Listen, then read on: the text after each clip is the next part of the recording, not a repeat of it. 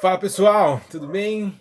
Resolvi começar uma série de vídeos aí no canal falando sobre os sentimentos que afloram no nosso coração, sentimentos e que vão trazendo dor, que vão trazendo peso, que vão se transformando em depressão, que vão se transformando em enfermidades físicas, que vão tirando a gente daquele que é o propósito de Deus para as nossas vidas. E eu queria começar hoje falando sobre o rancor. O rancor ele é um sentimento de profunda aversão provocado por uma experiência vivida de forte ressentimento. Essa é a definição. Um sentimento de aversão provocado por uma experiência vivida de forte ressentimento. Nós, às vezes, somos humilhados ou nos sentimos humilhados, nos sentimos enganados, nos sentimos maltratados, nos sentimos perseguidos, nos sentimos injustiçados. Eu acho que o rancor, ele vem mais do sentimento de injustiça, muitas vezes, que nós sentimos, e ele vai criando lugar porque nós não conseguimos resolver aquilo, não é?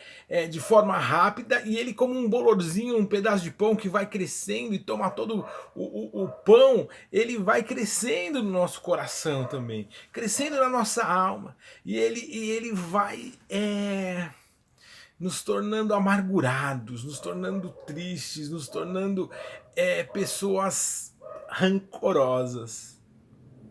E pensando nesse tema, eu lembrei de Absalão. Lá no livro de 2 Samuel, no capítulo 3, a Bíblia fala sobre os filhos de Abraão, desculpa, os filhos de Davi que nasceram em Hebron, antes que ele fosse para Jerusalém, antes que ele se tornasse rei de Judá, quando ele ainda estava em Israel, quando ele se tornou rei de Israel. E fala que o primogênito dele foi Amon. E aí ele teve outros filhos, e ele teve 2 filhos com uma jovem que era filha do rei de Gesur, onde ele fez um contrato matrimonial, um acordo entre reinos, e ele casou, desposou essa jovem, e ele teve 2 filhos, Tamar e Absalão. Os anos passaram, as coisas foram acontecendo, Tamar se tornou uma mulher linda, e Amon se apaixonou por ela, o primogênito, o futuro rei, o bambambam dos filhos. Ele se apaixonou. Ele podia ter a mulher que ele quisesse em Israel ou em outros reinos que o pai dele ia lá buscar, fazer um acordo, trazer a menina. Mas ele quis a irmã, Tamar. E ele falou para um amigo: olha, eu não consigo viver sem minha irmã. Eu preciso ter a minha irmã, eu tô apaixonado por ela. Sem ela a vida não tem sentido, eu vou morrer. E aqui eu quero fazer até uns parênteses, a gente tem que tomar cuidado e saber quem realmente é nosso amigo. Nosso amigo nunca ia dar um conselho que esse amigo de Amon deu. Nunca ia nos colocar numa roubada dessa. Se bem que os pensamentos de Amon eram maus também, senão ele não teria feito isso. Ele já talvez tenha ido buscar até um amigo que ele soubesse que fosse se associar a ele nas intenções erradas que ele tinha.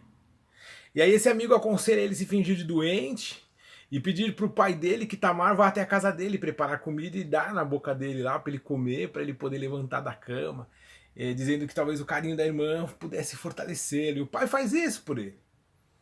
Só que quando a irmã vai lá, ele violenta a irmã. Primeiro ele tenta seduzi-la. Quando ele não consegue seduzi-la, ele violenta ela. Depois de violentada, ele tem nojo dela e expulsa ela da casa. Ela sai acabada, humilhada, ressentida, manchada. E dá de encontro com seu irmão Absalão, que vendo aquilo, conversa com ela, ela fala o que aconteceu.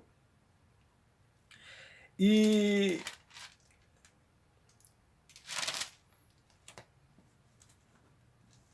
ele fica revoltado. Ele fica irado com o irmão e ele quer destruir o irmão. Olha só, eu quero ler um texto que está aqui em 2 Samuel, no capítulo 13, no versículo de número 20, aonde Absalão encontra Tamar. E Absalão, seu irmão, lhe disse: esteve Amon, teu irmão, contigo? Ora, pois, irmã minha, cala-te, é teu irmão, não se angustie o teu coração, Por isso, assim ficou Tamar e esteve solitária em casa de Absalão, seu irmão. E ouvindo o rei Davi todas essas coisas, muito se acendeu a ira. Porém, Absalão não falou com Amon ou Amnon, nem mal nem bem, porque Absalão aborrecia Amnon por ter forçado Tamar, sua irmã. O que ele fez para Tamar? Tamar não fala nada, ele é seu irmão, vai para casa que eu resolvo.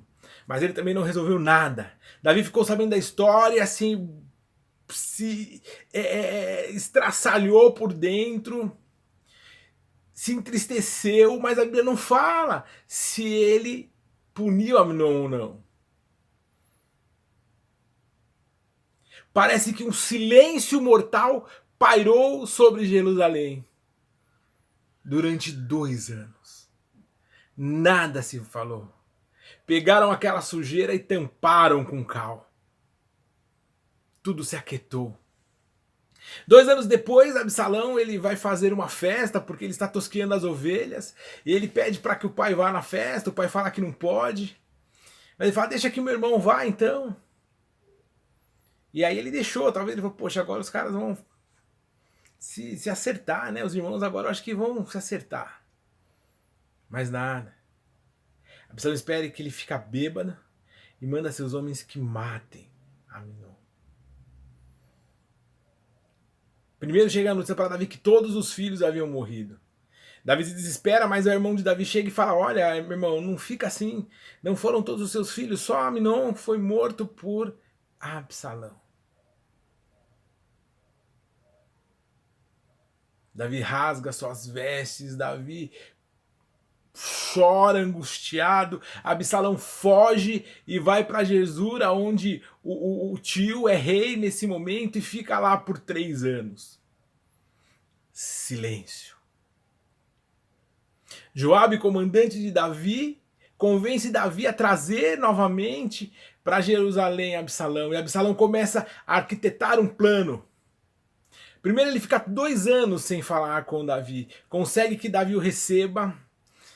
Ele faz um acerto com Davi e inicia ali uma articulação de um plano para tirar o trono de Davi, para envergonhar Davi, para humilhar Davi, porque para ele não bastava matar Davi, mas ele queria que Davi sentisse o que a irmã sentiu, que Davi sentisse o que ele sentiu durante esses 8 anos.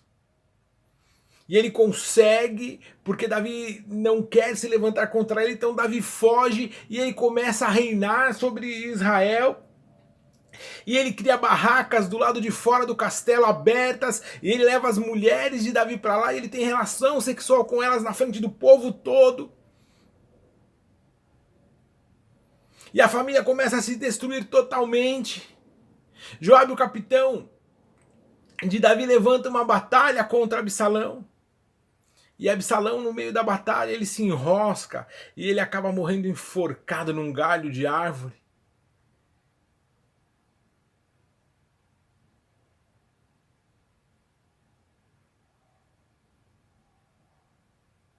Envenenado pelo próprio rancor.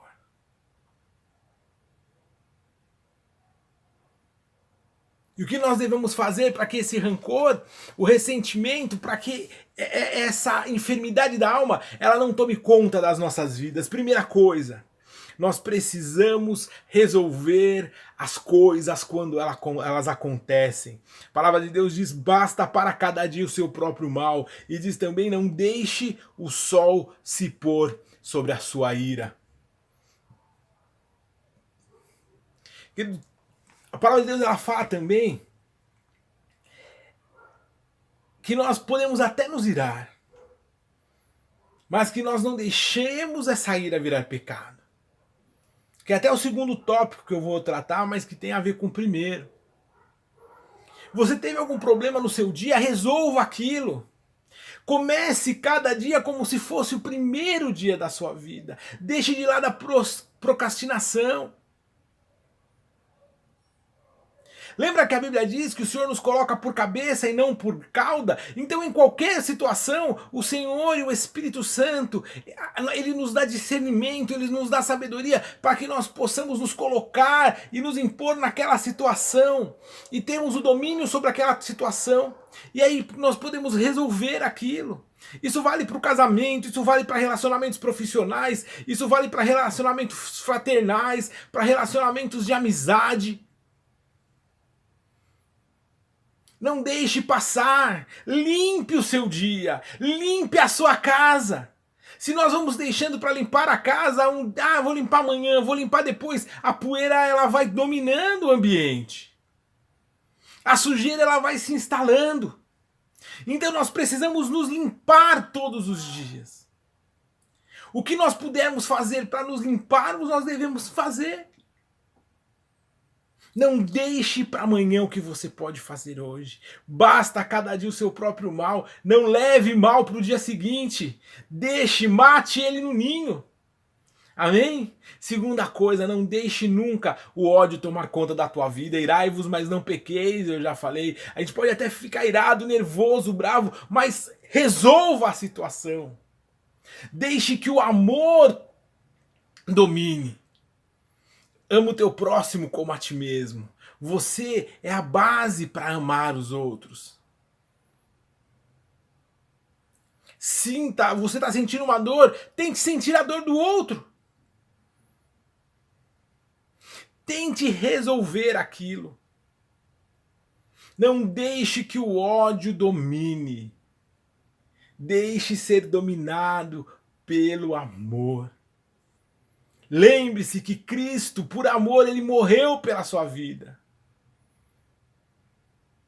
Mesmo você sendo pecador, mesmo você fazendo tudo errado, ele foi lá e ele morreu por você. E quando ele estava crucificado ali, sofrendo as piores dores que alguém podia sofrer, ele ainda fez uma oração e ele disse: Pai, perdoa.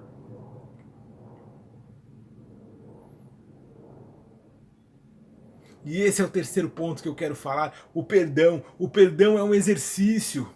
Pedro perguntou para Jesus: Jesus, mas quantas vezes eu tenho que perdoar meu irmão no mesmo dia? 7 vezes? Ele fala isso porque existia uma lei que falava que você tinha que perdoar a mesma pessoa pelo mesmo pecado 7 vezes num dia. Perdão, desculpa, 7 não, 3 vezes no dia. Pedro vai lá e dá uma ampliada na coisa e fala assim: quantas vezes, Senhor? 7? E Jesus fala para ele: olha, Pedro, eu não digo 7, mas eu digo 70 vezes 7. O que Jesus quis nos ensinar? Que o perdão é um exercício. Eu sei que tem muito sentimento de rancor que você pode sentir de uma pessoa que nem já está mais entre nós, mas você pode liberar esse perdão em oração. Senhor, tira isso de mim, eu quero perdoar, eu não quero mais que isso faça parte da minha vida. Tem uma parábola que fala que um rapaz ele pecou, e aí ele dobrou o joelho e falou: Senhor, me perdoa por esse pecado, eu nunca mais vou cometer esse pecado. E aí ele levanta e no outro dia ele peca o mesmo pecado. E aí ele dobra o joelho e fala: Senhor, lembra aquele pecado de ontem? E o Senhor fala para ele: que pecado? Perdoar é esquecer. Então vá se exercitando a liberar isso. Não é esquecer porque eu sou bobo, mas porque eu tirei isso do meu coração. Entenda que perdoar não significa continuar andando junto. Se você perdoou a pessoa, mas você sabe que a pessoa ela não mudou a forma dela de agir, então não precisa mais caminhar junto com ela. Mas perdoa, libera perdão. Isso vai trazer paz, isso vai trazer alívio, isso vai trazer conforto para o teu coração. Isso vai te aproximar daquele que é o propósito de Deus para a tua vida. Amém? Fica na paz, até o próximo vídeo. Deus abençoe. Te amo em Cristo. Amém, glória a Deus.